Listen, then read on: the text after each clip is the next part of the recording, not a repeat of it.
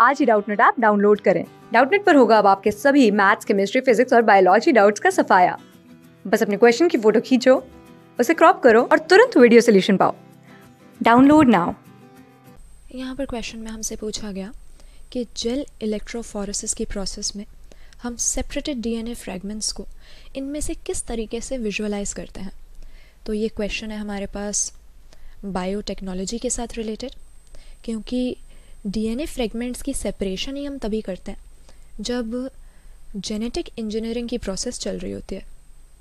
यानी हम living organisms का जो जेनेटिक मटेरियल है बायोटेक्नोलॉजी के थ्रू इसको ऑल्टर करते हैं, और इसके लिए जेल इलेक्ट्रोफोरेसिस की प्रोसेस बीच में आती है। क्यों, आइए देख लेते हैं। अगर हम जेनेटिक इंजीनियरिंग की बात करें तो 2-3 मेन स्टेप्स होते हैं इस प्रोसेस में। सबसे पहले तो अगर हमें जेनेटिक मटेरियल ऑल्टर करना है तो इसको आइसोलेट करना पड़ेगा, निकाल के लाना पड़ेगा सेल्स के अंदर से।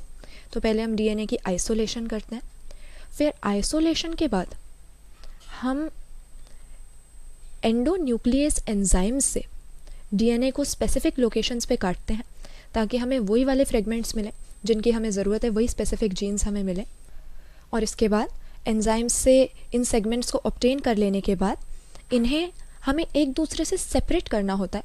उसी के लिए जेल इलेक्ट्रोफोरेसिस की प्रोसेस हमारे काम आती है।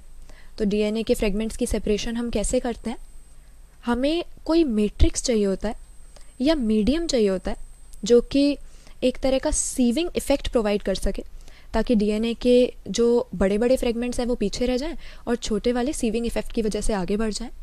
तो डीएनए क्योंकि नेगेटिवली चार्ज्ड होता है, इसमें नेगेटिव चार्ज होता है हमारे डीऑक्सीराइबोन्यूक्लिक एसिड में, इस वजह से हम इसको सेपरेट करने के लिए एक इलेक्ट्रिक फील्ड को यूज़ कर सकते हैं। क्योंकि इलेक्ट्रिक फील्ड में नेगेटिव चार्ज वाली जो चीज़ है वो एनोड की तरफ मूव करेगी। तो हम इस तरह से इलेक्ट्रिक फील्ड में रख देते हैं अपने डीएनए के फ्रेगमेंट्स को, और एक मीडियम के थ्रू सीविंग इफ़ेक्ट की वजह से वो पास होते होते डिफरेंट साइज़ के फ्रेगमेंट्स सेपरेट हो जाते हैं। ये मीडियम ज़्यादातर हम यूज़ करते हैं एगरोस का जेल।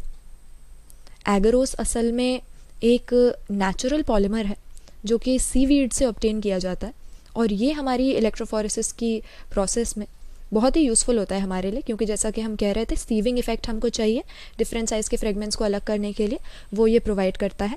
लेकिन जब हमारे एगरोस जेल के मीडियम में हमारे फ्रेगमेंट्स सेपरेट हो गए, इनकी सेपरेशन हो गई, तब भी बिना स्टेनिंग के और नॉर्मल लाइट में, विजिबल लाइट में इनको देखना पॉसिबल नहीं होता। तो अपने सेपरेटेड फ्रेगमेंट्स को अगर अपने एगरोस जेल में हमें देखना है तो इसके लिए पहले हमें एथिडियम ब्रोमाइड से डीएनए को स्टेन करना पड़ेगा,